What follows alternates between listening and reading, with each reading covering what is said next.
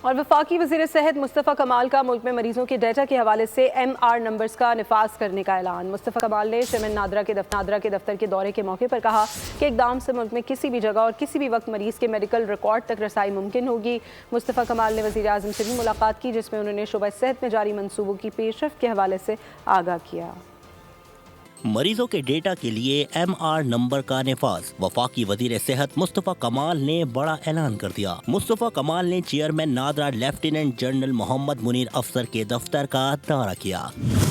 اس موقع پر ان کا کہنا تھا کہ پاکستان کے ہیلتھ سسٹم میں مریضوں کی میڈیکل ہسٹری کا جامع ڈیٹا موجود نہیں، جسے بہتر بنانے کے لیے اقدامات کیے جا رہے ہیں۔